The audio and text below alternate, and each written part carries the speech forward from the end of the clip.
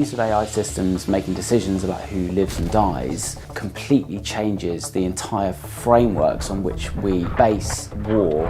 As AI redefines our world, AI, artificial intelligence, a new type of warfare is emerging, and we're seeing it take shape on the battlefields of Ukraine. With superpowers battling for AI supremacy, many experts fear we're hurtling towards an unstoppable arms race. The worst case scenario is that warfare is accelerated to a point where nobody can control what is going on. Is it too late to rein in the rise of artificial intelligence? War has a particular set of dynamics. Bluff, retreat, advance. All of these things were true 12,000 years ago when we were fighting in bands of hunter-gatherers, and they're true now as we're lobbing hypersonic missiles at each other. To the untrained eye, Ukraine looks a lot like any major land war of the past century. But look closer, and there's one transformative factor in this conflict: operational speed.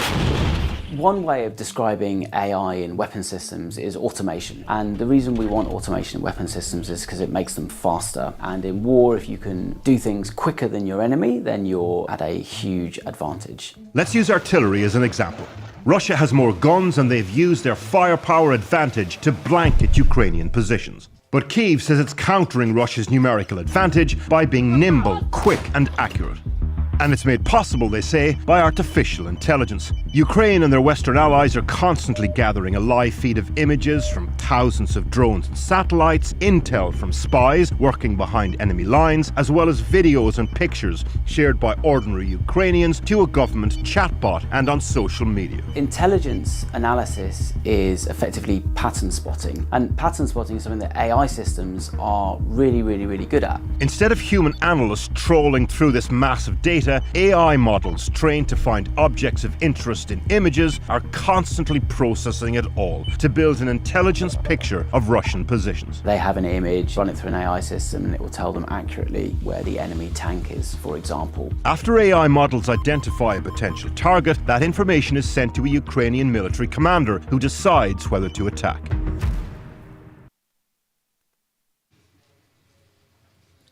Well, good morning, everyone. Welcome to our breakout session on the realities of algorithmic warfare.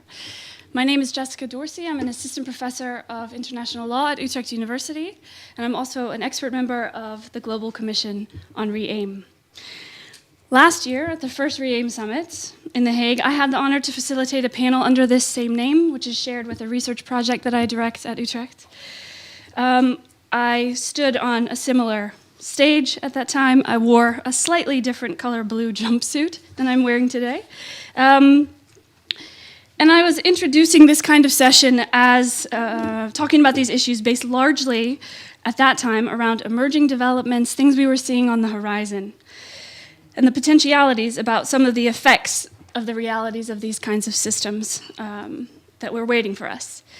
And back then, I shared a slide similar to this one. An AI-generated image depicting algorithmic warfare. All too tragically, in the intervening time between the two REAIM summits, we've witnessed how some of these technologies have been employed in conflict areas, and we now continue with the kind of image shown here as one of the realities.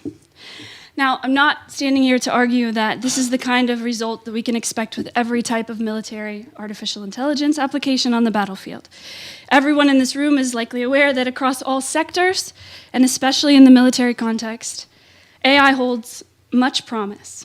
In our domain, some of these promises we saw in that short introductory video: speed, agility, force multiplication, efficiency, and even in some contexts, civilian harm mitigation. But for all the promise that military AI holds, the reality is that it's not also without its perils, especially in the context of life and death decision-making, through AI-enabled systems. So while we gather here this week at the summit and then take our discussions outside and beyond REAIM, I think it's crucial we strike the balance between highlighting and harnessing the promises of military AI, while at the same time understanding and fiercely guarding against its perils. Convinced that no progress on this issue can be made without a multi-stakeholder approach, in the coming 90 minutes, a group of brilliant practitioners and scholars from various backgrounds will lead us through 3 thematic discussions on the realities of innovation, impact, and use of military AI. We invite you to be part of our discussion with us during the question and answer sessions after each of our sub-sessions in the next 2 days of the summit and beyond. On a logistic note, my colleague Linda will be walking around with a microphone during the Q&A session, and if there's any need for Korean translation, our helpful colleague Eric will assist us with that. On that note, I now shift us to the first of our 3 sub-panels through a short video, and I invite our innovation panel to take the stage. There's also doubt about whether these cutting-edge systems can deliver on the hype in the chaos and confusion of battle. There's a very shiny, very futuristic idea. If we have enough data and we have enough AI, problems of the world will be solved. The reality on the ground is that most military organizations operate with limited resources. Underneath the slick visuals of PR, at the heart of any AI model is data. And without enough clean data, AI systems make mistakes. Getting reliable data about a messy and highly dynamic context of conflict is very, very difficult. There's always a margin of error in AI systems. To bring these systems into a realm in which matters of life and death are at stake strikes me as irresponsible at this point. The problem of trustworthiness has not been solved. The problem of reliability has not been solved. A measure of caution is required. But the demand for ever more powerful AI products has caused Palantir's stock price to soar. And they're not the only ones. Artificial intelligence is projected to add trillions of dollars to the global economy in a few short years. And no country wants to be the one left behind. The US National Security Commission told its military to invest tens of billions of dollars in AI. China has laid out plans to be the world leader in artificial intelligence by 2030. And Vladimir Putin says whoever gains a monopoly in AI will, in his words, be the ruler of the world. These are the words of a megalomaniac. The reality is that the enemy has a vote, and if you are trying to develop these systems to dominate the world, well then so are they. So we're in a classic arms race situation.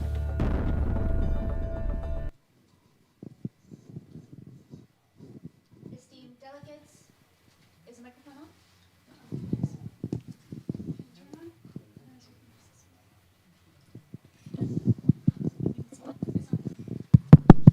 Yes.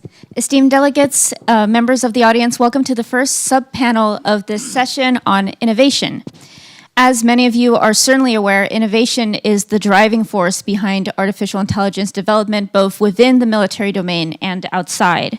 And the innovation of artificial intelligence, which is happening at an incredible pace at the moment, constitutes an opportunity to gain and profit and benefit off of the opportunities for good that the technology presents. But that will only happen when we integrate principles of responsible innovation into our practices throughout the entirety of the AI lifecycle. And so I would like to start off with introducing our 2 stellar speakers who are present physically, and then 1 speaker who will be intervening through a video recording today in this session. First, on my left, I have Lieutenant Colonel Dr. Adam Hepworth, the Australian Army's Technical Director for Artificial Intelligence, and Dr. Marijn Hoytink, Professor of International Relations at the University of Antwerp and Director of the Platform Wars Research Project. Joining us through a video recording is also Dr. Elke Schwartz, Reader in Political Theory at Queen Mary University and member of the International Committee for Robot Arms Control. So, Lieutenant Colonel, I will invite you to make a very short intervention for what you would like to speak to us today. Go ahead. Thanks very much, Sophia and Jessica, for organising today's panel. The land domain which we all live in, and armies certainly, are human-centric organisations. And I think that came through briefly in the discussion there, that technology is not new for a land force or a land domain operation, nor is it new to a Navy or an Air Force. I'll add either, although my focus certainly is from an Army's view. What we do need to remember, and where we are going with artificial intelligence technologies, is we need to be assured that they are enhancing and augmenting our people and our commanders on the ground, and not replacing their decision-making skills. This necessarily doesn't get captured as well as it could do in the current debate, where we talk about the primacy or the supposed primacy of an AI algorithm leading a commander or a decision maker. I think that perspective may not fully actualise the context of where the land domain sits and how those specific tools, techniques and algorithms may not be able to deal with that context change as well as a human still can. So understanding how those two things, the human and the machine, fit together is really important. One way to think about that is how can we enable the human better through the use of AI technologies? A really positive example could be capturing radio messages and transcribing those, not only to update where your forces are and have a better picture of the battlefield, but also for the legal requirements around understanding the chain of decision making that has occurred. For anyone that has been on a military exercise or served in an army, I can tell you at 2 a.m. when you're trying to transcribe those messages and it's cold, it's windy and you're tired, that you're not very effective in that role. So an AI may be a better choice for that particular use case than others. And I think broadening the conversation to the range of opportunities can identify the benefits as well as, to Jessica's point earlier, highlight the risks moving forward. Thank you very much. Dr. Hoytink? Thank you, Sophia, and thank you, Jessica, also for bringing this panel together. I wanted to start by stating the obvious, what I think is the obvious, which is sort of questioning a tendency in our debates for technological determinism. And I think we've seen it also this morning. It's a lot of talk about the AI and where the AI will lead us. But the reason we're together is not the consequence of this irreversible and inevitable AI arms race. It is very much the result of significant political, economic, and also military choices and forces and investments in innovation, which have been in the making for a long time. At the same time, we can say that today we are very much at a critical moment in our discussion and in our times, where AI definitely is changing the realities of warfare and changing the character of warfare, as well as experiences of soldiers and those of citizens. And I think there's two drivers of these developments that are related to innovations and which have implications also for the potential of responsible use of military AI. The first one is that I think we're seeing very much an experimental movement, a growing focus on experimentation and also militaries embracing experimentation related to military AI.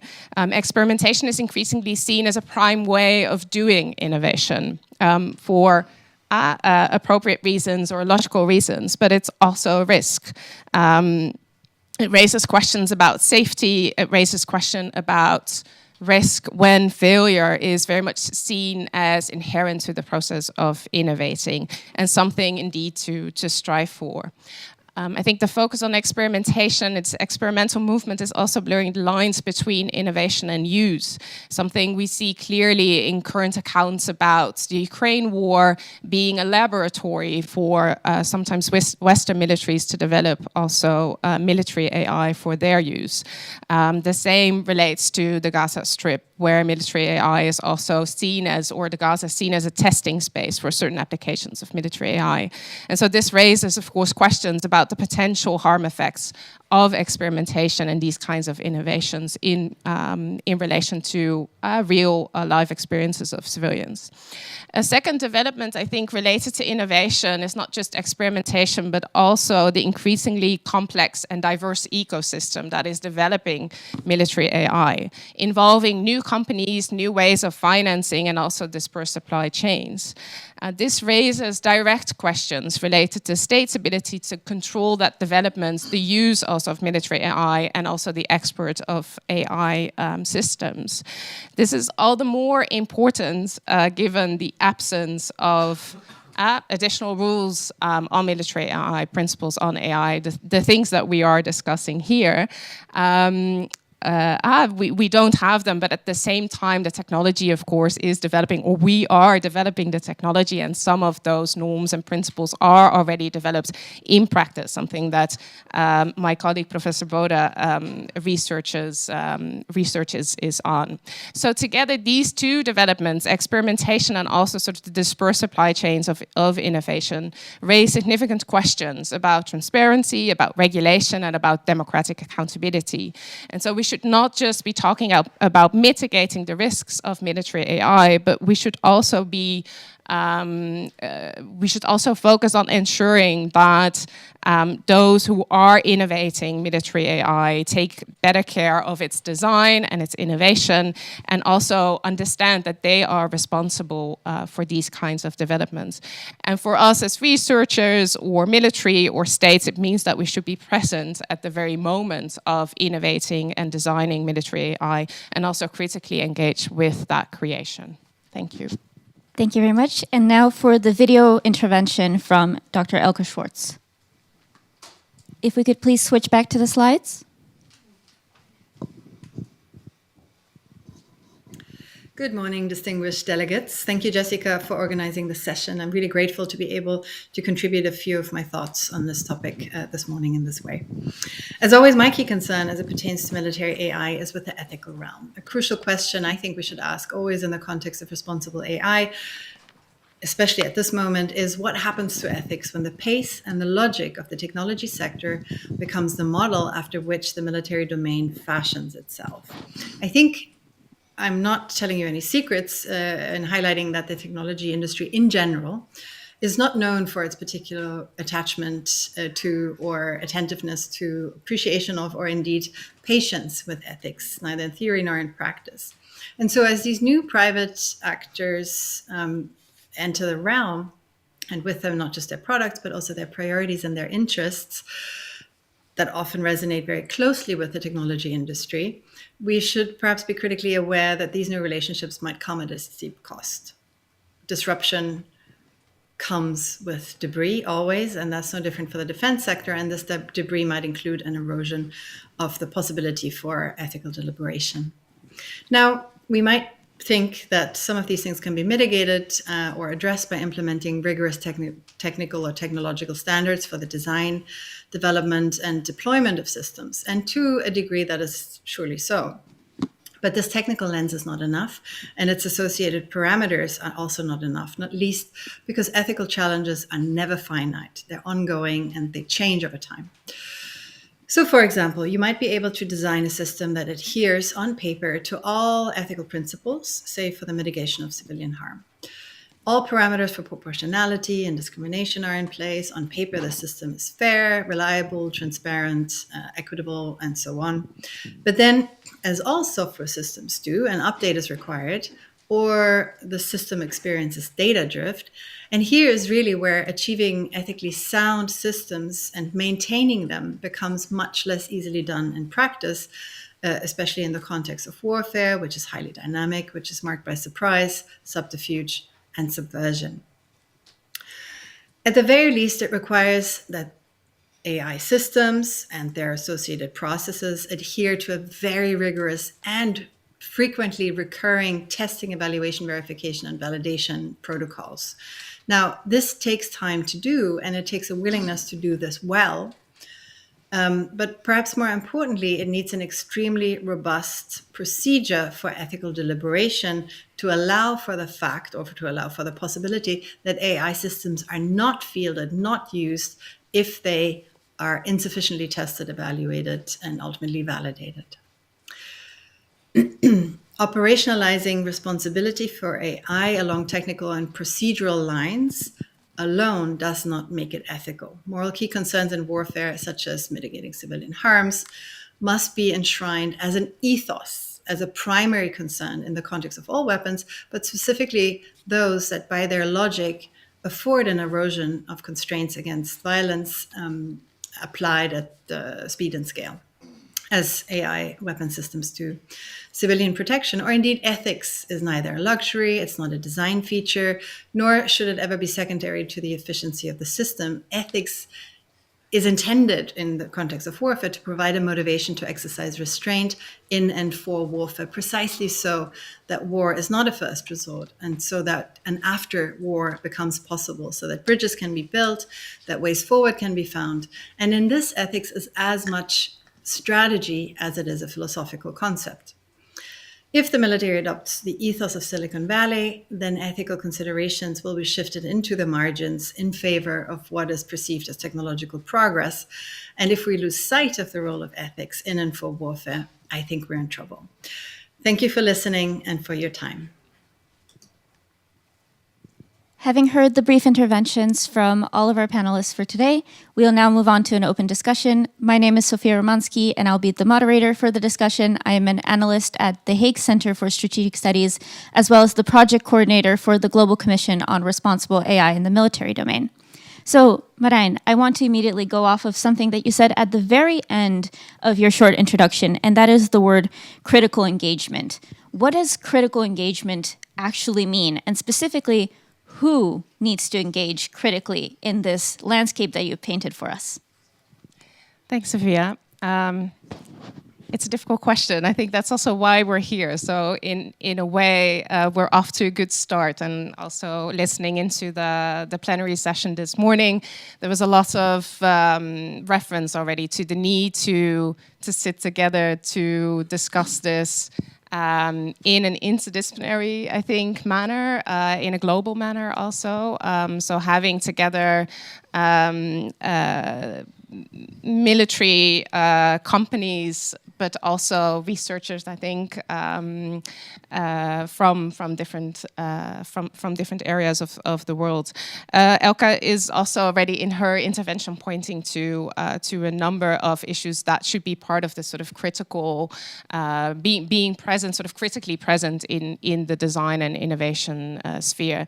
I think it points to on the one hand, as she says, this technological lens, right, of making sure that the systems that we develop are sound, that they are reliable, that we can control them. At the same time, she's also referring to another very important issue, which is to engage in an ethical discussion amongst those different participants to discuss where we draw lines, right, about when it comes to not using these kinds of systems. So I think for me, that sort of critical, or what she would call ethical, question would be very important as well, to be able to not just discuss the technological features or components of these systems and their reliability, but to also discuss how they are then used, how they are translated into practice, how some of the principles that we adhere to are translated into technological practice, as well as discussing where we do not, in which sort of use cases we will not be using these kinds of systems. Yes, very clear. Adam, would you like to respond? Could I pick up on the point around human context there? And I think the core part is around, we often talk of the technology somewhat in isolation of how it will actually be used. And by that I mean that there's an impact not only to the organisation or the institution that's using it, but the people that are adopting and using those technologies at the edge as well. And that sometimes doesn't have the same level as emphasis as where we may put the technology, and we can talk, as I say, in isolation. The key way I want to think about that is really for the prototyping experimentation. If we can't learn as an institution or an organisation about how we do want to use or do not want to use these technologies, there's a risk that they may be forced or adopted in a way that's unsustainable into the future. And I think understanding the boundaries of comfort and whether it actually aids in stability on the battlefield or creates a situation of instability is quite important. If a commander does not have trust and confidence that they'll be able to use a system and it won't not only protect their soldiers but also not harm civilians and other non-combatant stakeholders, then that would potentially mean that they're not willing to use that particular technology at a certain point in time. And so I posit that that may not be the most efficient technology to worry about at that point in time if you're unable to use it. So, if you would like to respond. I'll jump on that. Go ahead. No, I think that would be great if that would be the outcome of experimentation and this experimental phase. My worry is that if we become comfortable with the risks and also with the failures of some of these systems, that the outcome is not to sort of stop investing or stop innovating in them, but that we sort of continue to want to improve those systems. And I think that's something we're seeing now, is that experimentation is not leading to that situation in which we are discussing whether to use these systems or how to use them, but that is sort of a driver for further innovation. And that failure is not the end point, but it's actually at the starting point. And in that sense, that we're adopting very much this logic that Elke was also talking about, that's very similar to the private sector, where failure is very much part of the DNA of some of the companies, right, that we're now also collaborating with. I think if experimentation would lead us to a situation in which we are indeed questioning, in some cases, the development or the innovation or the practice of these systems, that would be great. But my worry is that it's a driver for further development and sort of trying to keep up with the pace of this technology that indeed, as you say, is not developing without human intervention at all. Acknowledging this reality that we are facing, where innovation is happening within the battlefields already, then we also have to think about innovation outside of laboratories and sandboxes and kind of the conventional spaces that you imagine when you hear the word innovation. So, Adam, to you, a question. Then what is the role of system operators in this new innovation dynamic, where they are kind of the intermediary between a system having exited a sandbox where it was tested, but also now being tested in a reality where you face new consequences? How do they need to respond, and what are the actions that can contribute to their responsibility? Yes, certainly. So from that perspective, I think the operator and certainly the commander that could potentially use, whether it's an autonomous system or an AI-enabled system in the field, really sit at the tip of the iceberg of a whole infrastructure that sits behind them of designers, developers, programmers and other people that sit along that custodianship chain for the particular system that's being used. And so how we understand the traceability of information through that particular chain, as well as the implications of a design decision made potentially years prior that link to someone using it in a certain situation on the ground, are really important, which comes back to the core point or the premise of my view around the human centricity for the context of application of these technologies. I would posit that we're probably unlikely to get to the point where a commander would not seek to employ a technology invariant of its application case. They're always going to make that deliberate assessment on the ground around whether it is proportionate or not to use that particular technology. Would you like to respond? I agree with much of what Adam is saying. I think this what you speak to is also this the dispersity, I guess, of information flows, as you were saying, the complex nature of this infrastructure that the operator sits on. But that's again, that's not a given, right? So we can, I think, and we should try to make sense of that network, of that infrastructure, and to trace those lines, not just to understand the information, where the information is coming from, but also for reasons of accountability and for reasons of control. So, yeah, with you there. Wonderful, very clear. And I think also something that I had when planning the questions for this sub-panel was that we would aim to try to go beyond the obvious, just one layer deeper, as asking who would be responsible and responsible for what. And so even though we have a very brief amount of time today, I just want one more question directed to first Marijn and then to Adam, going off of something that Elke actually said in her video address, and specifically that the ethical ethos is not part, or is not necessarily a part of design, that it's something that should motivate us intrinsically and inherently. But then if it is not part of design, arguing, following Elke's line, what are the practical steps that we should take in integrating concepts like civilian harm mitigation, which are very clearly ethical issues, in this complex custodian chain of interactions between designers and operators and those who will eventually be keeping people accountable. So how do we then integrate these complex ethical questions? If not in design, then where?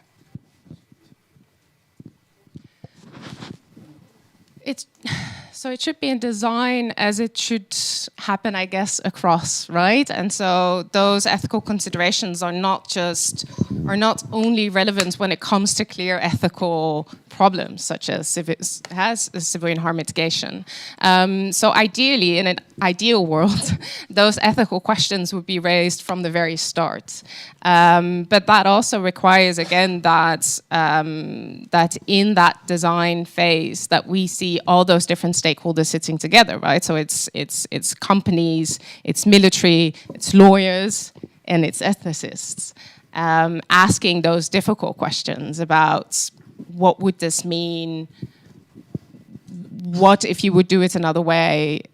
What if you would not do this, right? And yeah, so again, ideally before those kinds of applications are being considered, those different varied stakeholders need to sit together to discuss the potential implications of that use.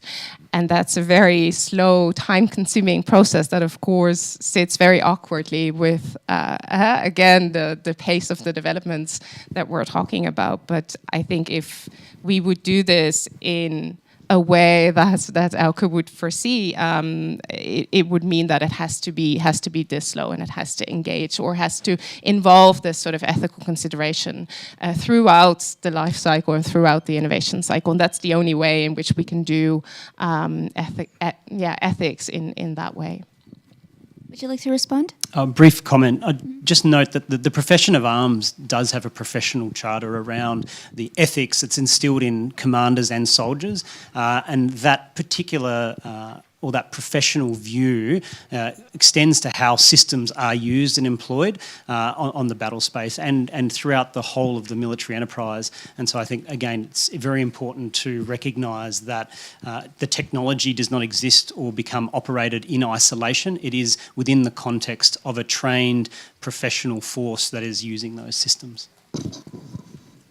Wonderful. Thank you both for answering my question. But now we have a few minutes for one or two questions from the audience. So if anyone has any burning questions, please raise your hand and Linda will deliver the microphone to you.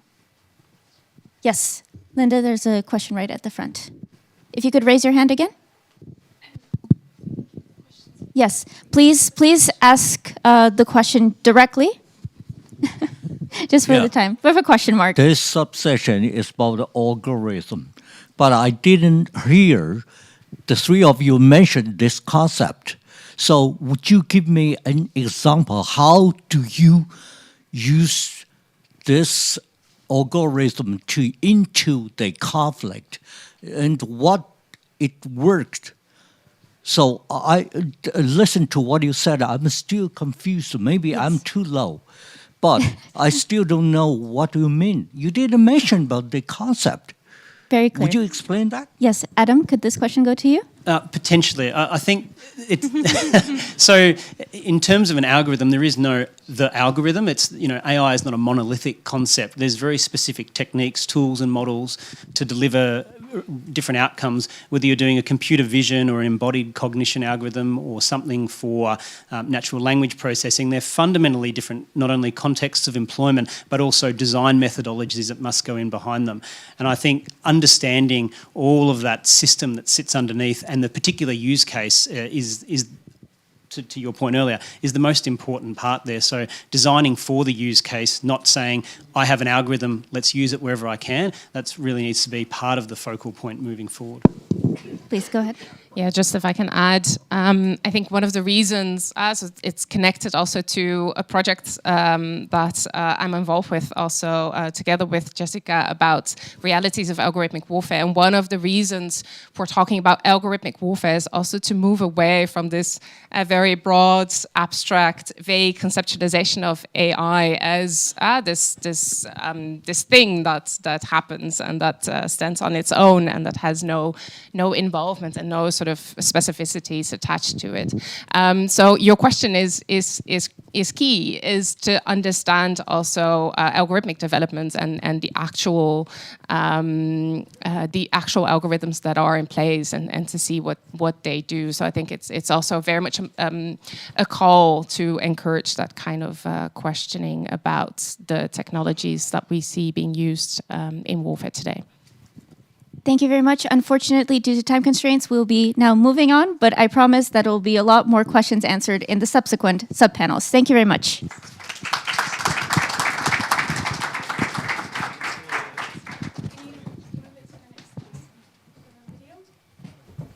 The power of AI can transform systems, helping track wildfires, streamline trade, or cure diseases. But when models are built on flawed data, AI systems often exacerbate rather than correct these flaws. Modern military's mechanisms for preventing civilians from being killed in war are deeply flawed. The US government has even admitted as much. For the past decade, Air Wars has been documenting where and how civilians are killed in war zones around the world. This includes a database of thousands of locations, dates, and casualty estimates for civilians killed by the US-led military coalition against the so-called Islamic State. For years, the US military systematically downplayed our evidence, accepting responsibility for just 1,400 civilian deaths, compared to a minimum of 8,200 documented by Air Wars. Then, in 2022, a series of exposés by the New York Times, building on Air Wars' documentation, used the US military's own civilian harm assessments to show how flawed the process is. By matching what the US military thought they were hitting, military targets, with the actual impact on the ground, families and children killed, the Pulitzer-winning reporting exposed the endemic flaws in the military's targeting system, leading to the wrong people being killed time and again.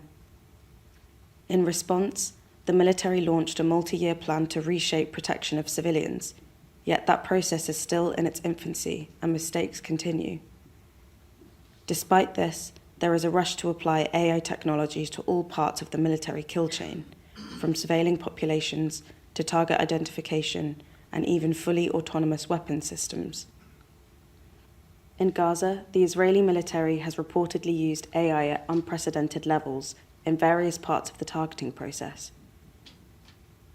Yet Air Wars has tracked allegations of civilian harm at a rate faster than any conflict we have ever monitored. The US and other Western nations have regularly raised concerns around the rate at which civilians are being killed. In the race to integrate AI into militaries, fundamental concerns are being ignored. How can we ensure that AI reduces, rather than accelerates, misidentification and confirmation bias? Is the flawed data that led to civilian deaths in previous conflicts now being used to train AI algorithms? And if mistakes are made and civilians are killed, who is ultimately accountable for the failings of an AI system? Until these and other questions are answered, the global rush to integrate military AI risks exacerbating harm to civilians around the world.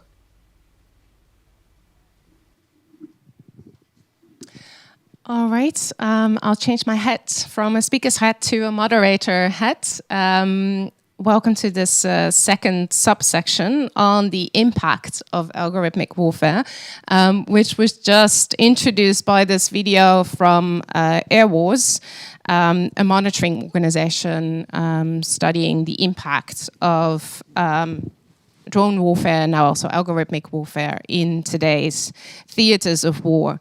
And this is, of course, therefore, a very particular and relevant topic given the conflicts and wars that we're seeing going on today. With me here to discuss these questions that were raised just after the clip, but also other questions, I have with me three very important, interesting speakers, starting with Professor Ingvild Bode, who's a professor at the University of Southern Denmark. She is head of the Autonomy research project, and she's also an expert member of the Global Commission for REAIM. All three of them, by the way, are. So we have a GC REAIM panel here today. Jessica Dorsey, who's already introduced herself, she's assistant professor of international law at Utrecht University and director of the Realities of Algorithmic Warfare project, as well, an expert member of GC REAIM. And then Professor Thompson Chinketa, who's a professor of international law and AI technologies at Liverpool John Moores University, as well as a commissioner of GC REAIM and a member of the UN Secretary General's Advisory Board on Disarmament Matters. So thank you for joining us here. I'd like to start with Ingvild. Please go ahead and state your points. Yes. Thank you so much, Marijn. It's okay. I can just thanks for introduction, and thank you, Jessica, for organizing. So I want to take you down a bit of a philosophical route, for the next 3 minutes, but taking actually up some of the things that Adam has just said. So I think when we talked about AI and weapon systems, we usually and the human role in relation to that, we quite often talk about human control, right? The kind of idea that humans should not cede control to machines, right, or that we have to remain ultimately accountable.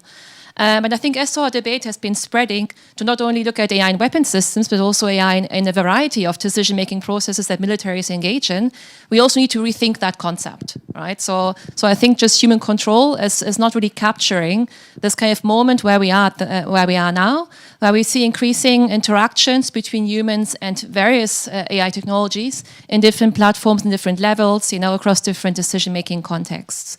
So I'm proposing to consider this in the context of talking about human agency and actually reflect on how, in interacting with AI technologies, we also are changing the exercise of human agency in warfare. And so basically, I want to suggest that agency is kind of a more kind of comprehensive term to understand what is the impact, right, on individual military personnel or groups of military personnel when their work changes in interacting with AI technologies. And I think what we will see here and what we already see emerging was also mentioned in the plenary this morning, is that we're not just talking about kind of delegating some tasks, but the emergence of a new kind of system, right? A system that emerges out of this human-machine interaction.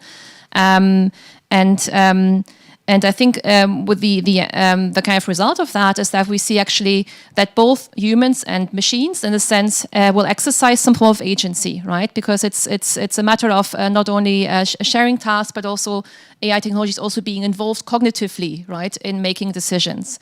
And I think that militaries are recognizing that, obviously. So that's why you also have the sort of emphasis that some militaries place on human-machine teaming, human-system integration. But I get the feeling when looking at some of these kind of statements that it's supposed to be a very beneficial relationship overall, right? So Adam was also mentioning the kind of the downsides, but actually I think if we take this kind of distributed agency between humans and machines seriously, then we would see that of course this creates new action potentials for humans, but it also creates new limitations for humans, and I think this is especially the case if we think about this not happening just in kind of a one-to-one scenario, like one human with one AI technology, but actually happening across multiple platforms, across multiple systems, across multiple AI components. And I think we need to recognize this distributed agency as not a very straightforward problem to solve, but it's something that should be accounted for more fundamentally and beyond just focusing on the tail end, right, of the kind of use of force decision-making process towards something that really applies to all kind of military decision-making processes. And I'm not saying that to say we should abandon, right, human-centric approaches to developing AI, or kind of saying that this is kind of illusionary. And I don't think that's the case. But we need to be aware that in accounting for this distributed agency or this kind of working with AI-based systems, military personnel are enabled to do some things, but they're also losing other things, right? And it's kind of changing the basic exercise of their human agency. Thank you. Thank you, Ingvild. Already some questions popping up about some of the practicalities of this or some of the limitations that might be involved, but we'll keep that for the Q&A afterwards. I wanted to then ask Jessica Dorsey to go ahead and to introduce your points. Thanks. I'll try to be brief, always a challenge for a lawyer, but here we go. I'm going to try to highlight a few challenges and center my remarks within the thematics of speed and scale, something that Elke highlighted and something that I think we kind of often dance around, but what those actually mean in terms of some of the impact we're seeing on the ground. From a legal perspective, with AI as an accelerator, the idea is inculcated in this sort of ethos that Elke mentioned, but to outpace your adversary's OODA loop, right? The observe, orient, decide, and act, be faster and more agile than your opponent. But the flip side of that, and I think we have to be cognizant of the trade-offs that we're making with speed, also reduces time for human judgment, right? So back to your point.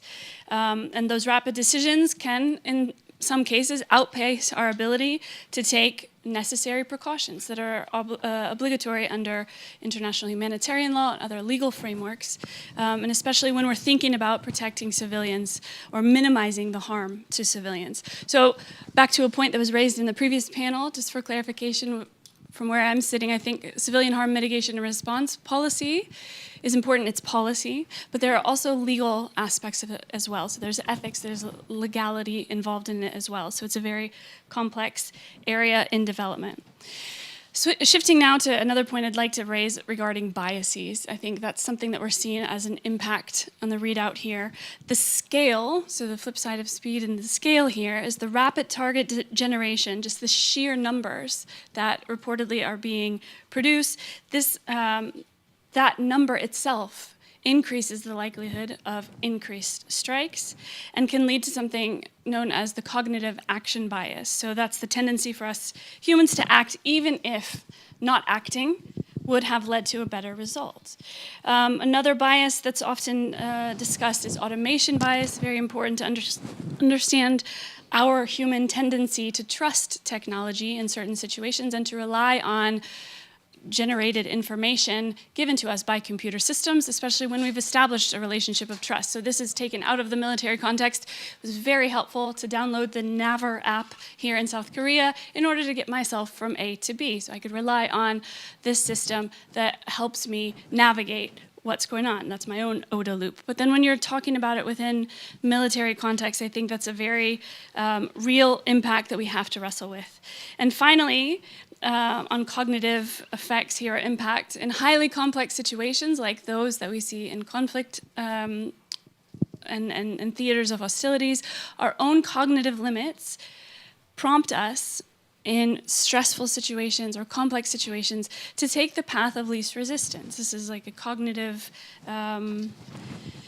phenomenon that we see everywhere, but the research has shown in situations of high pressure and stress with time constraints complicating those, we're more likely to defer to the recommendations that the machines are giving us. And that may work if we've taken all of those steps in the previous stadia, like outlined Adam and others, to ensure the human centricity of this and understanding what that actually means. But how does this affect interpretations of agency, meaningful human control, appropriate levels of human judgment, or whatever the terminology develops, okay? The last thing I want to say is to that video that Air Wars put together for us regarding the situation in Gaza. I think it's important to highlight, again, this is one of the potential effects, right? It's not every effect of military AI, but reportedly the impact on the personnel on the ground because of the data-driven way that conflict has been fought. An official reportedly stated in the media who's involved in the targeting process, "We work quickly." This is a direct quote. "There's no time to delve deep into the target. In cases in which we shell, based on wide cellular pinpointing, we kill civilians, but we do this to save time instead of doing a little more work to get a more accurate pinpointing." So the speed directly affects the way that the operations can be carried out. And I think bringing it back to my earlier interventions about the customary IHL principles of precaution, for example, in attacks, that mandates doing everything feasible to verify the military nature of the target or the object that you are trying to strike. Related to that, the overarching obligation of constant care, it requires an ongoing duty to spare civilians and objects to the greatest extent possible. That's a legal obligation. It's customary international humanitarian law, so it's binding, right? In an accelerated situation without the time to, quote, delve deep into the target, it's really hard. It raises questions about the ability to understand how those legal obligations are met. Thanks. Thank you, Jessica. Then next to me is Dr. Thompson Chinketa. Please, go ahead. Thank you very much, and thank you very much, colleagues. A very good afternoon to everyone. As a commissioner with the GC REAIM Commission, we have been kindly asked that whenever we speak, we make it clear that some of the points that I'm going to say are in my personal capacity, not necessarily representative of the Commission. So I do speak in these few moments as Thompson, the villager from Zimbabwe, a very little country in Southern Africa. My apologies if I start by saying that, just like a question which I had earlier from the audience, that sometimes not all of us are from this technical background. I'm one of them. There may be a confusion. What is it which you are referring to as algorithmic warfare, which is the topic that we're discussing this afternoon? I'll just try to give a brief, perhaps, definition which links to the 2 points that I'll be emphasizing in my short intervention.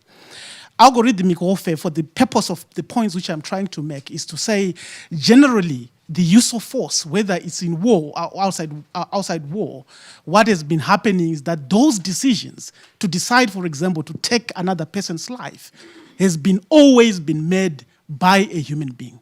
So when we're now saying algorithmic warfare, we're simply referring to a situation where, number one, either those decisions are now being taken by machines, or machines are taking such a greater role in determination of taking that particular life. What is the problems or the challenges that are posed by that? For me, I'm identifying 2 challenges from a legal standpoint. The first one is what I'm referring to as the challenge that is posed to jus ad bellum. By jus ad bellum, I'm referring to that law which nations, states, have agreed to say that we will not use force against the territorial integrity or territories of another state.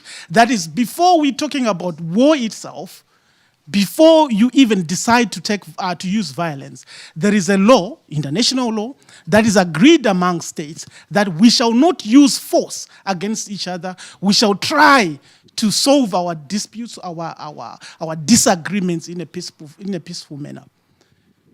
This law, this particular regime called jus ad bellum, I would emphasize is particularly important to those nations that may not be so powerful militarily.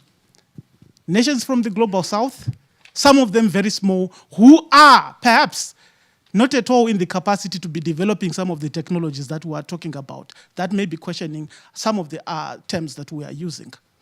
This particular law, jus ad bellum, protects these smaller nations, these smaller peoples, from use of violence by the mighty. Algorithmic warfare, the argument goes, makes it too easy, or way too easy, for nations, or the greater ones who are developing these nations, not to start, because they've already been doing so, but to continue, perhaps at an accelerated level, of using violence against others. That is one of the first challenges that we identify. The second part is that people from the global south, or those who have been at the receiving end most of the times when violence is used in war, or when force is used by other nations, have this right, which we say the right to peace and security, right to national peace and security, conceptualized as a human right. I'll give you an example. Article 23.1 of the African Charter on Human People's Rights specifically and uniquely provides for this particular right. Why? Because of the history of the African continent in terms of receiving that particular violence. Algorithmic warfare, or the introduction of some of these technologies, again makes it easy for this particular human right that is uniquely found only in this human rights instrument to be in jeopardy. And it's one of the second point that I emphasize to say it's a challenge that is posed by algorithmic warfare.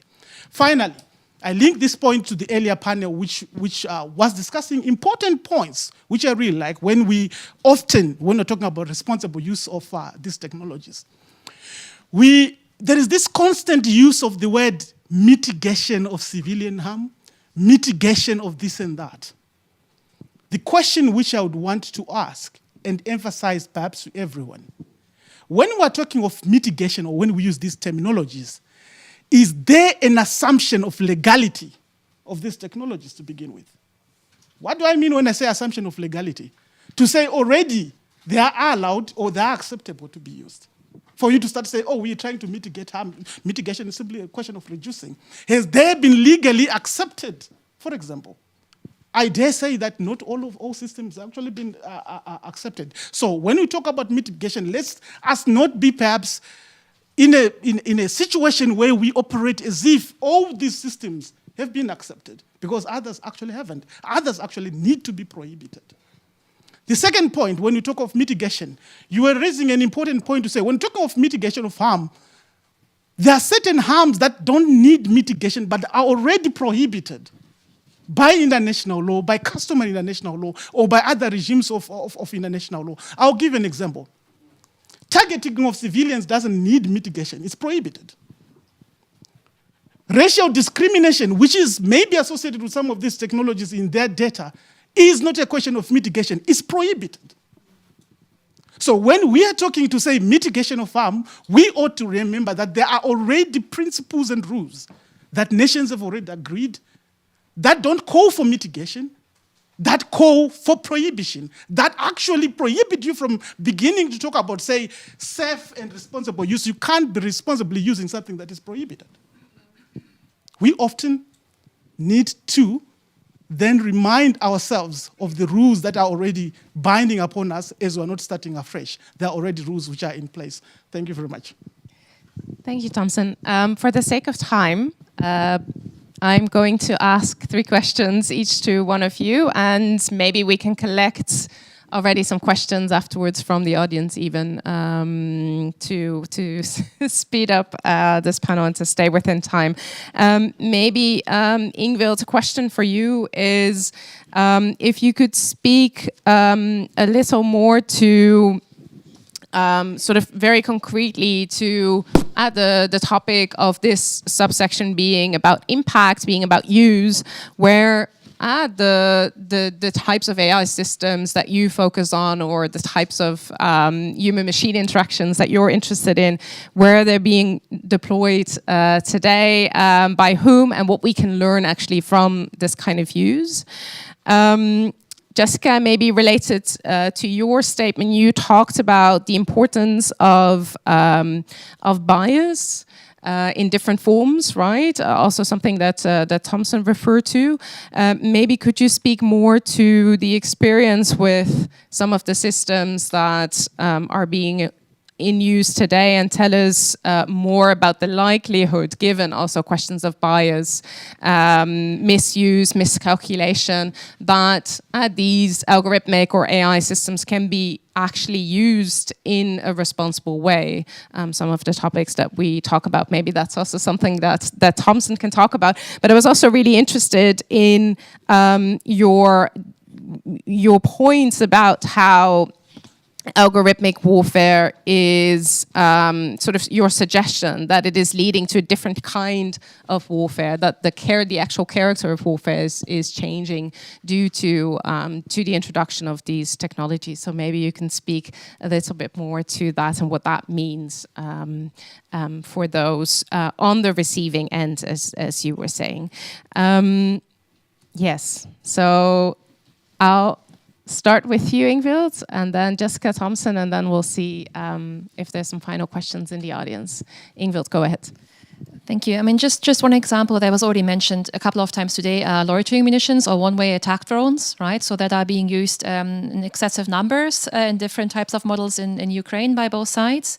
And I think quite often if we look at the technical capabilities of these drones, then they would not count as fully autonomous, right? Because as also Paul Schare has mentioned in his remarks, so there's usually a human still kind of authorizing the final release of force, right? Although there are also reports about both sides potentially using these drones autonomously. But let's look at the case that there is still a human managing the use of force.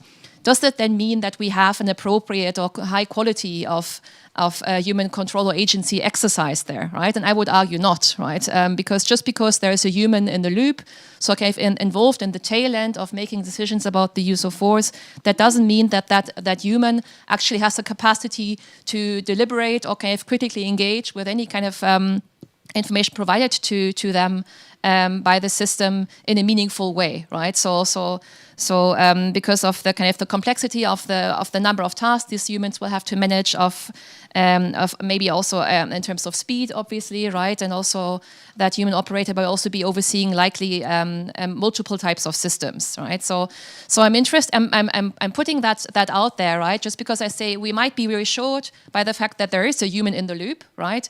But we also need to look more closely as what that human is actually capable of doing, and whether that human is capable of exercising deliberative critical judgment in any shape or form that we consider to be an actual exercise of judgment. And I think this is one of the effects that the use of these systems has been having, right? So that we may remain assured, right? So that there's human control.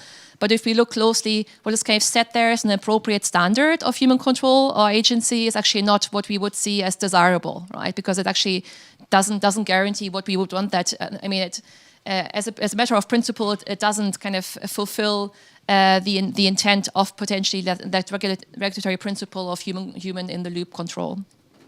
I'll stop here. Thank you, Jessica. Yeah, thanks. Your question about bias, I think, is important to link that, and I'm kind of previewing our next subpanel as well, but how bias links into the concept of misidentification in a targeting process, for example.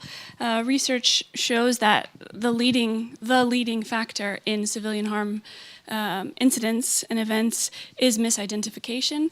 And so how those kind of biases play into this process of misidentification, and then how the first step would be, I think, to do this 360 comprehensive review, identifying what kind of bias they are and doing a deep dive, understanding them. And this requires interdisciplinary, transdisciplinary dialogue and understanding.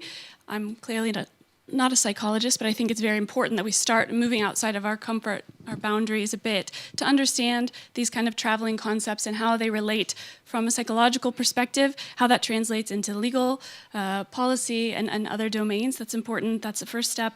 I think the second step is then the steps to, and I'm going to use the word mitigate, but to mitigate, to reduce, and to eliminate these biases to the largest extent possible. And to get really practical and operational about it, these are steps that the U.S. Department of Defense is leading on in their policy rollout. Other states within the contact group, the Netherlands, for example, is also trying to operationalize these things. So I think for all of the themes that we're talking about today, there is, in my view, room and reason for cautious optimism that we're heading in the right way.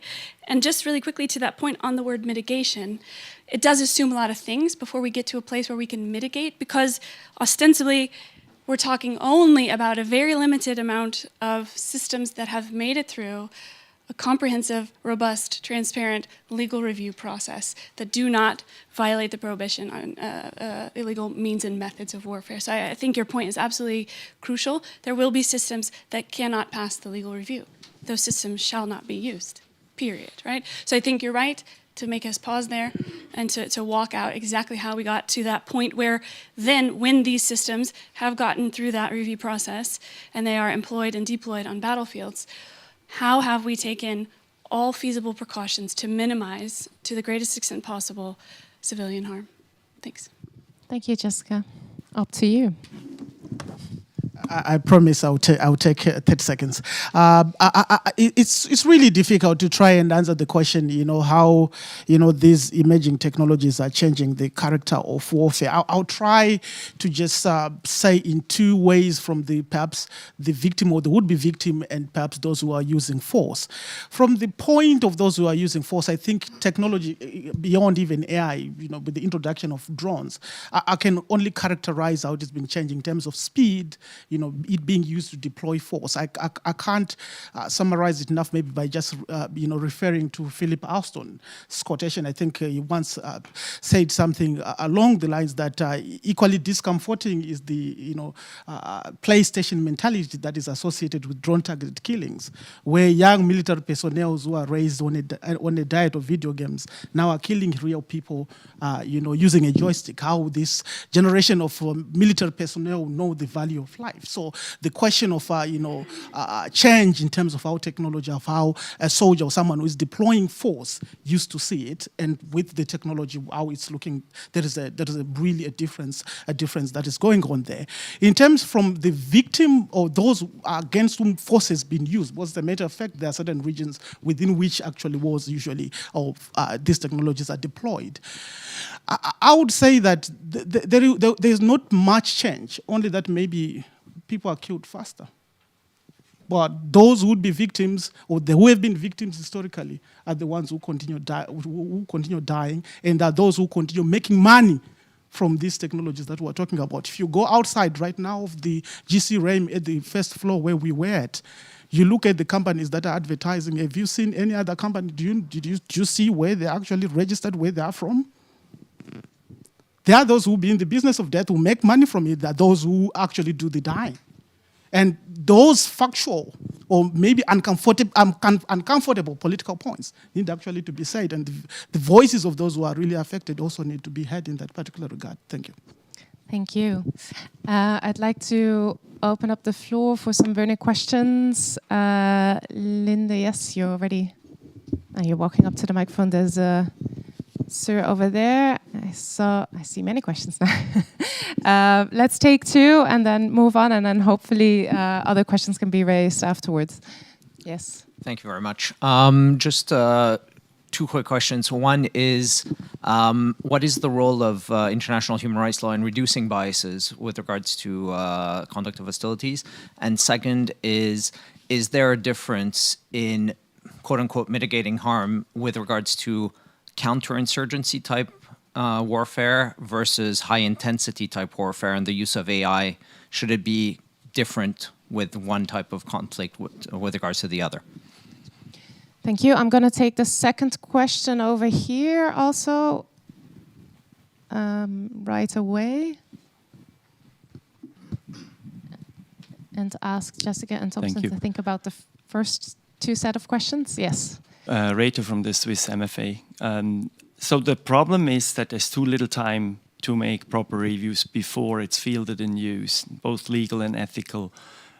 Do you see a chance or a risk that there will be after-action reviews that are as systematic, as thorough as the legal reviews that most countries do, and that could kind of somehow make the situation better? I mean, it's not perfect, but at least one could see that it balances this rather bleak picture that you've been painting. Thank you. You speak to that question? Okay, I'm going to give Jessica the floor to speak to the first. Yeah, I'll talk to the question regarding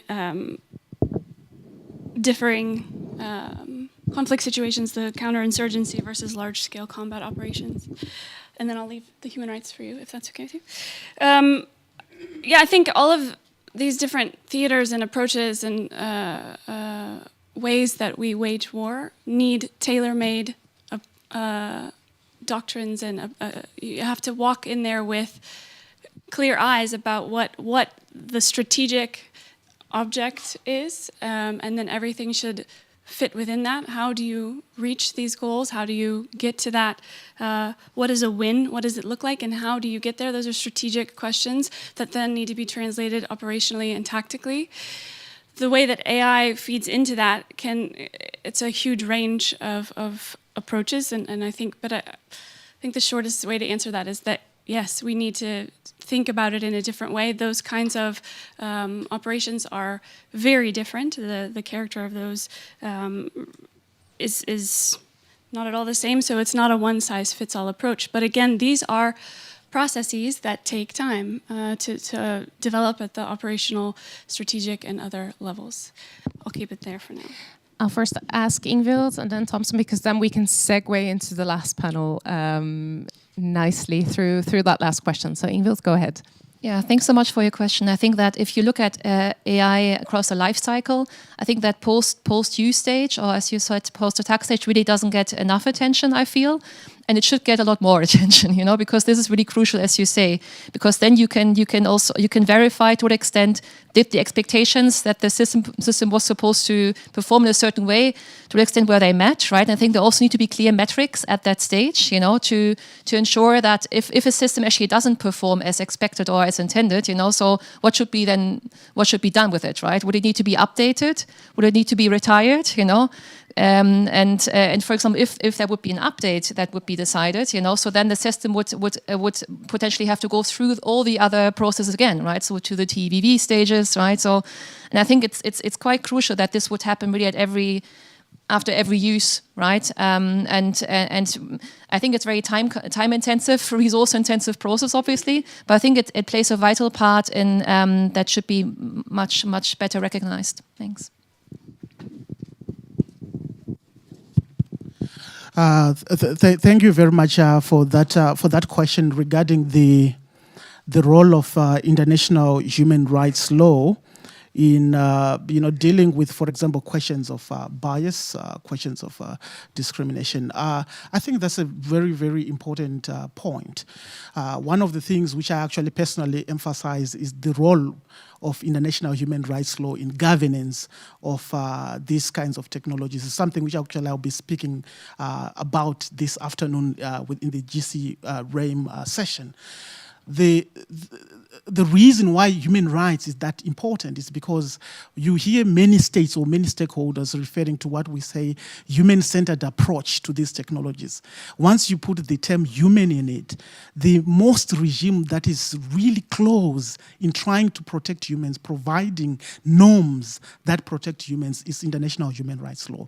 If I give you an example of non-discrimination that you have, for example, referred to, it has got specific requirements from states, and those specific requirements under international law, which is binding on states, is not mitigation, it's elimination, the term which is there is obligation to eliminate all forms of discrimination. So it's not a question, for example, whether it's at the developmental stage, it is a design stage or deployment. If there is discrimination, the obligation is not to mitigate it, it needs to be eliminated. You'd find that the importance of international human rights law is also in the fact that it applies both in peacetime and in wartime. If you look with certain norms under international humanitarian law, the armed conflict law, it is to some extent also influenced by international human rights law. Rule 88, for example, of the ICRC's custom study on international humanitarian law prohibits discrimination, on any ground, which even when it's in times of war. So I would totally agree that the regime of international human rights law is actually an important role to play when it comes to dealing with some of the challenges that may arise in AI in the military domain. Thank you, Thompson. With that, we can nicely segue indeed into the final section of this panel. For the gentleman there, please hold your questions for that one. And let's give them a round of applause and meanwhile change the stage here.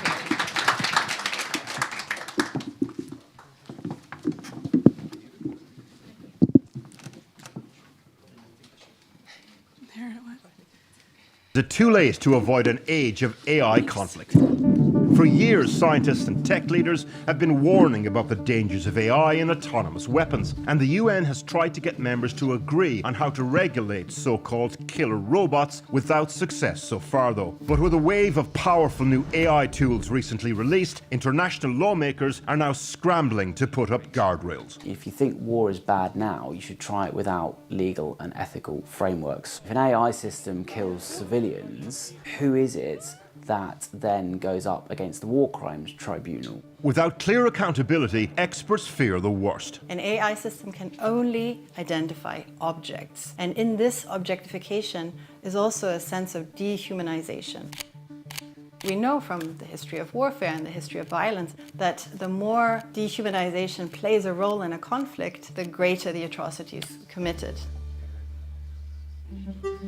The world has faced existential threats from devastating weaponry before, though, and countries have pulled themselves back from the brink with negotiations and treaties. The same focus and cooperation will be needed to stop the AI arms race from spiraling out of control. We have lots of experience of how these arms races end. They either end in both sides realising that it's gone too far and they cannot control the systems, or they end in catastrophic war. If I can ask our panelists to please join me. So on this note, I think we're segueing into our third and final sub-panel here to talk about what to do next, one way forward, and that is, well, for lawyers, through laws and through legal frameworks and ethical frameworks and other ways to put regulation and governance in it. So I'm joined here this afternoon, three experts, starting with you. This is Professor Nehal Bhuta. He's the Chair of Public International Law at the University of Edinburgh and a Commissioner on the Global Commission of REAIM. Devyani Mehta is the Deputy Director of Civilian Harm Mitigation and Response Policy at the U.S. Department of Defense. And last but not least, Dr. Jeroen van den Boogaard, a legal advisor for the Ministry of Foreign Affairs for the Kingdom of the Netherlands. So thanks. Nehal? Thank you very much, Jessica, for putting this together. And good morning, everybody. Like Thompson, I speak here in a personal capacity, even though I'm also a REAIM commissioner. So I'd just like to address basically a puzzle. We've observed several times already that there's a range of international laws that exist. So what is the problem? What is the regulatory or governance problem that we actually face in relation to artificial intelligence-enabled means and methods of warfare? I think we've observed earlier this morning in Adam's presentation that an important fact. Militaries face risky situations, they face challenging environments, and they are actually pretty risk-averse organizations. They are fundamentally bureaucratic organizations, and we should never forget that. Right? Our modern concept of bureaucracy comes to us from military organization in the late 19th century. So to the extent that we can grasp military organization or standing militaries as forms of bureaucracy, we should also necessarily understand them as preoccupied with how they govern themselves. They are hierarchical organizations that require norms that run from top to bottom. That's how you ensure command and control. That's how you ensure discipline on the battlefield. That's how you ensure that the commander who's at the point of using force is doing so in a manner which is consistent with the strategic intent of the people above him or her. So AI governance, if it's going to be military governance, has to start from this premise. So what's the problem, as it were? Well, there's two problems. One is the countervailing challenge of a risk caused by innovation and competition. Right? We want command and control, we want bureaucratic control, but we face competition. And bureaucracies that face competition have to figure out a way to do that. Right? Civilian bureaucracies are challenged often, but military bureaucracies face higher levels of risk in competition. So militaries actually have, or advanced modern militaries have, pretty complex processes by which they develop and accept technology. And I think this is something we often forget in our discussions about military adoption of new technologies. Our modern systems of safety, of system safety, are military disciplines. They emerged in the 1950s because United States Air Force planes were falling out of the sky at an unacceptable rate. And they developed a system of engineering, system safety engineering, in order to manage that problem and improve. So what's the problem here, right? Should we just trust in this system? Well, here's the problem. The problem is that system safety engineering can't cope very well with the challenges of artificial intelligence. It can't validate them the same way. It can't establish their reliability in ways that are comprehensible to that form of engineering. That poses, if you want to break down the regulatory problem of military AI, that's the problem. How do we have justified confidence that this technology is going to behave in a way which allows us to comply with our strategic objectives and our tactical objectives, where we rest on the assumption, and it's a reasonable assumption, that complex modern military bureaucracies incorporate into their strategic and military tactical objectives compliance with the law. So the legal problem here is not necessarily that the law doesn't exist, and I think Thompson has made this point very clear. It's challenging to know in advance how we can assure ourselves that both the technology and the people that use it are capable of using it in a way that is compliant with the law. So justified confidence in performance is the key to knowing whether or not a capability is lawful. But if you can't have that justified confidence, that's the challenge. And the basic problematic of regulation here is establishing the means by which we can know whether or not we're capable of using the technology lawfully. That assumes that we have the intention to do so, but the existence of law is not the problem there, right? The law exists. Politically, ethically, and so on, you need to have a culture which is interested in following the law. But the deeper challenge is establishing the parameters of technological behavior which allow us to decide what lawful compliance looks like. I just want to make one further observation here, which is that this is why I think we need a multi-level system of governance in the regulation of these processes. The international level is essential in setting the collective intention, right, of actors in states in relation to how we govern the use of force, the intention of individuals all the way down the chain to the point of application. The second point is that we need some methods, and this is where there's much work to be done, by which we can pool and establish acceptable parameters for justified confidence in performance, which we can accept as fitting within the bounds of legality. Right? Legality is a space, it's not just the compliance of rules. And what's missing at the moment, and what's absent altogether, is international standards, right? The technical standards that can allow us to reach some point of consensus about what is reliable and safe enough. That in itself is a political discussion at some level, and it's a discussion we have to have. But until we have that discussion, we are in some sense shooting in the dark in terms of our regulatory objectives. My final point is one that I think follows Thompson's. The gravest risk we fear at the moment is the asymmetric nature of the risk of unreliable performance. We will not face that risk equally. Right? So when we talk about experiments and laboratories, what we're really saying is some parts of the world, in some situations, some parties to some conflicts face asymmetrically the risk that innovation goes terribly wrong, or it's done in a way which is indifferent to the consequences for the population, the civilian population, because the parties concerned don't have a particular strategic interest in that. Thank you. How we should look at civilian harm mitigation and response in these specific regulatory initiatives. Let me start off by sharing a few notes on the legal perspective, but I really want to spend a lot more time on the policy side of things so we can talk about that piece. So I think it's important to recognize that the law of armed conflict, international humanitarian law that's been referenced several times during the panel today, does provide the existing legal frameworks within which governs military activity in armed conflict. This includes the military use of AI as well as the military efforts to protect civilians. The protection of civilian in that piece specifically is I would argue one of the main purposes of international humanitarian law. Likewise, civilian harm mitigation response should also be an important purpose that is considered in future initiatives on the military use of AI. As many of you know, United States and 50 other countries from around the world have endorsed the political declaration of the responsible use of military use of artificial intelligence and autonomy.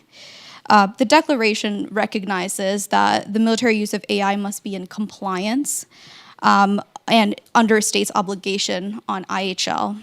Specifically, on the civilian harm mitigation piece, the declaration encourages states to consider how the use of military AI capabilities can enhance their implementation of IHL and furthermore improve the protection of civilians and civilian objects in armed conflict. Let me move to the policy piece. For the Department of Defense specifically,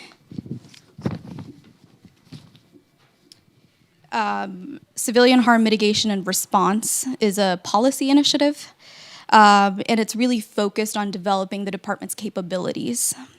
For the past 2 years, as you've heard, the U.S. Department of Defense has been implementing the Civilian Harm Mitigation and Response Action Plan. You may also be referenced as CHIMRAP or CHIMR Action Plan or CHIMR AP. The action plan ultimately seeks to improve the DoD's capabilities to mitigate and respond to civilian harm when and if it occurs through a range of reforms and institutional innovations. The way I look at these reforms and institutional innovations is that they create a mutually reinforcing framework, an institutional ecosystem, if you will, which allows us to improve not only CHIMR capabilities now, but to continue to develop and improve over time, because as we'll see with these new developments, there's more and more coming. So how do we account for that future development? The action plan in DoD's overarching policy is codified in DoD Instruction 3000.17, and all of these documents that I'm referencing and will continue to reference in our discussion are available on the DoD's website. But there are a number of lines of efforts to explore how emerging technologies can be used to strengthen the department's ability to mitigate and respond to civilian harm. For example, specifically, we're looking at directing DoD components to identify weapon systems, battle space awareness capabilities, and mission command systems that can be incorporated across the force to protect civilian and civilian objects, while enabling the same, or I would argue, superior combat effectiveness. So I think this has been touched on, and I'll end with this point. The protection of civilian, yes, it is a moral and ethical imperative, but I think for the department, it's a strategic priority. Meeting mission requirements with more efficiency by protecting civilians result in better strategic outcomes for militaries. And I'll end there. Good afternoon, everybody. Thank you very much, Jessica, for the invitation to this panel. And I have to say first that I'm also speaking in a personal capacity. And I think a lot of has already been said on the regulation of the different ways of the use of AI or autonomy in warfare. So I think I'll just be very quick and just lay down a few points there. The first is that what you see in the different initiatives, that there are some initiatives that try to regulate the broader use of AI, and that's like the first wave. And then the second wave is the regulation of military AI. And then the last one, I think, is the most focused one, which is the one on the regulation of autonomous weapon systems, which often use AI, but maybe not. Some older, more autonomous systems do not use AI at all. So I think these are different kinds of systems which different spheres, so to speak, so they require different types of regulation. And in fact, there's already quite some regulation. It's been mentioned already, existing international law, the legal frameworks that Thompson has elaborated on, the jus ad bellum, human rights law, and international humanitarian law, which then it's in itself, international humanitarian law is divided in different parts, such as the regulation of international armed conflicts or non-international armed conflicts. And then there's this big sphere of places where there's no armed conflict at all. And we should be looking at international human rights law as a regulatory framework, not only when it comes to the use of armed force, which would relate to the human right to life, which is, as we all know, very important, but also other types, such as the human rights regulation of biases, to which Thompson spoke earlier. So there is already quite some law. Now we have to fit all these new systems and algorithmic warfare into that law, or the other way around. And there are certainly different initiatives to try to work on that. Some have already been mentioned, such as the political declarations on the military use of AI. The REAIM process itself, I think, is another example of that. And that's certainly within the realm of the UN. There's a convention on certain conventional weapon systems, in which the group of governmental experts on the regulation of lethal autonomous weapon systems is situated, in which I have the privilege to participate myself. And so there's all these different initiatives. Some are leading to politically binding regulation, which is, of course, a step. But as a lawyer, I always prefer legally binding regulations. And I said there's already a lot of it, but the question is, how do you relate to these legal obligations of precautions in attack, the principle of distinction, but also the IHL rule and proportionality, and how does that relate to the use of algorithms? Whereas I would argue, and I hope that most military operators would agree with me, that making an assessment of between a military advantage in a certain situation and the expected civilian harm that may be the result of that is in essence always a decision that requires human judgment. So with all these ideas in back, there are a number of other regulatory frameworks that need to be mentioned here. I think the REAIM process itself, there's a process also within the UN, the first committee, to have a resolution on the responsible use of military AI. And also there's also a separate initiative led by Austria mostly on a resolution on autonomous weapon systems, also within the first committee of the United Nations General Assembly.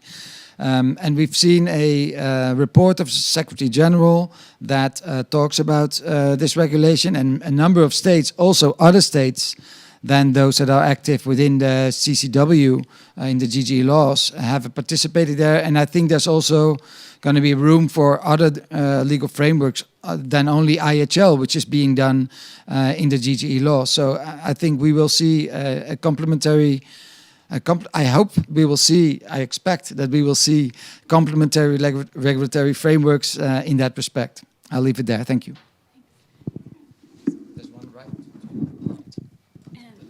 Left. Hello. Okay, so we're really almost out of time, but I do want to open this up. Thank you all three for your valuable interjections.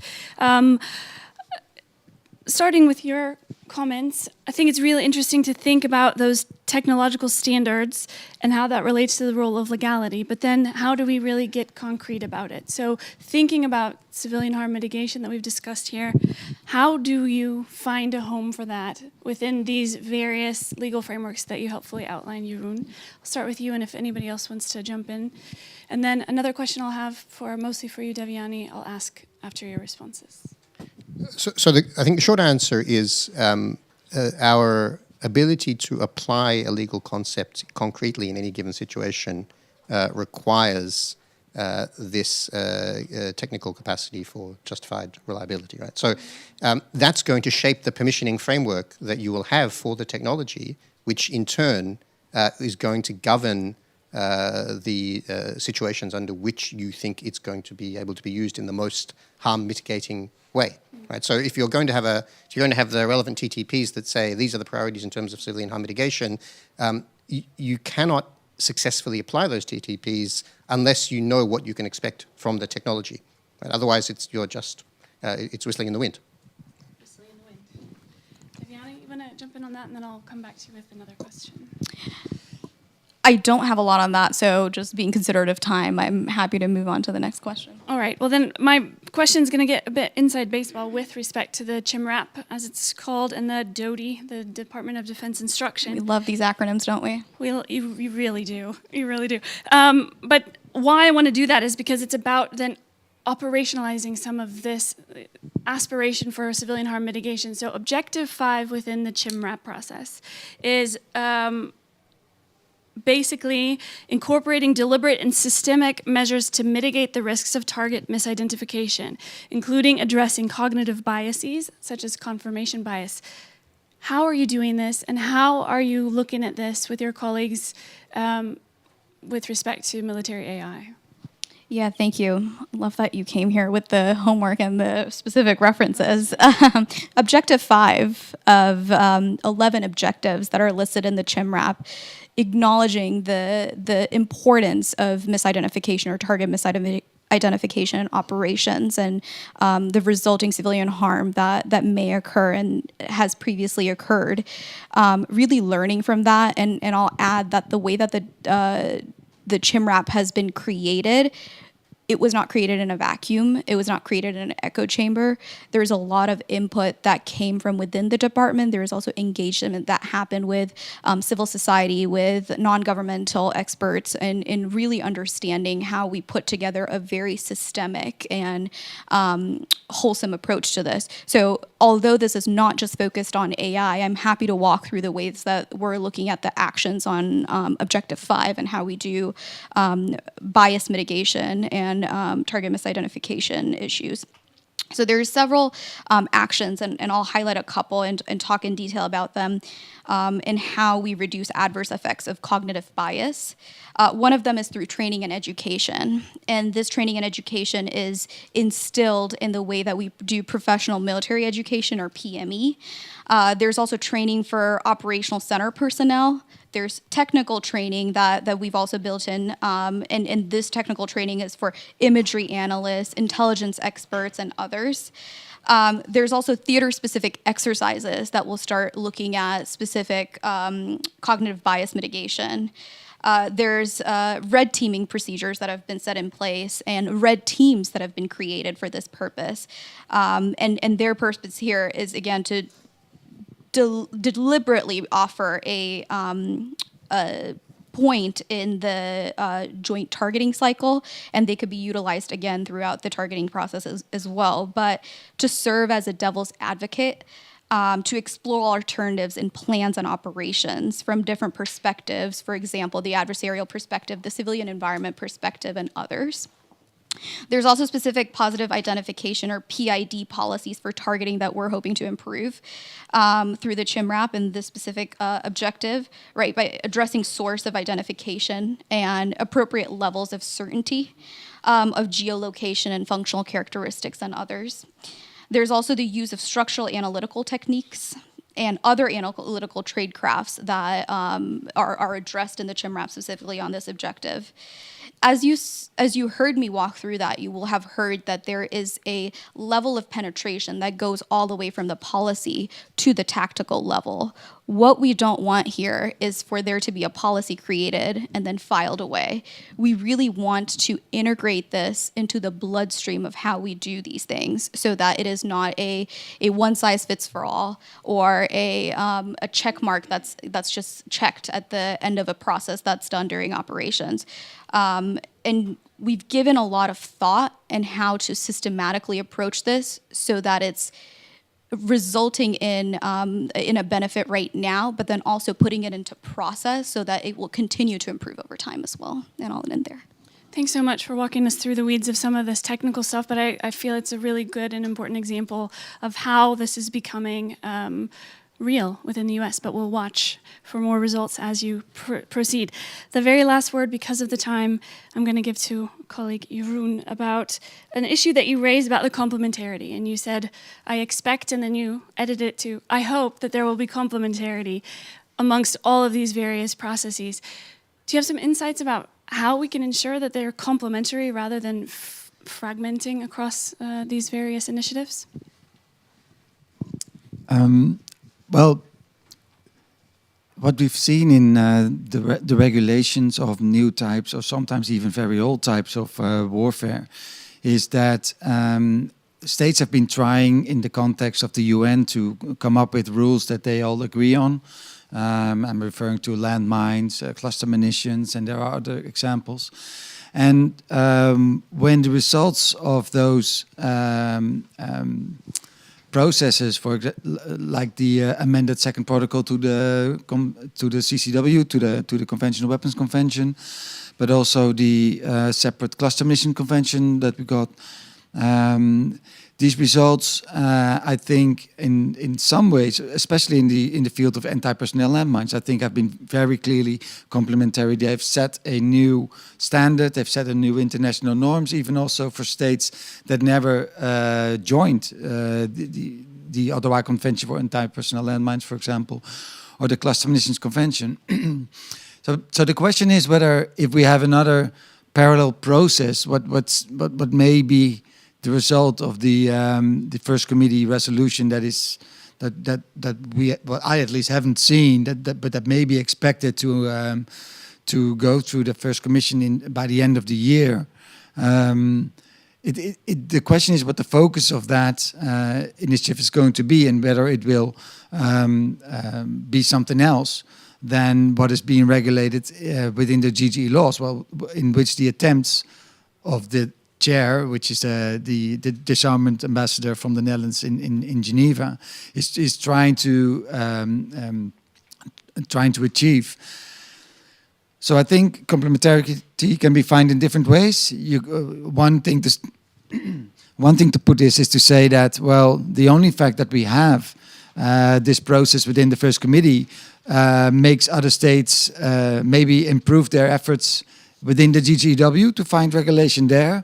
Another way that we may find complementarity is that some things that are not within the realm of regulation within the CCW, in particular, for example, human rights law, that won't find consensus in the CCW, may find its way into a resolution and maybe another parallel process through the UN First Committee. So I think for those fields, there can certainly be complementarity.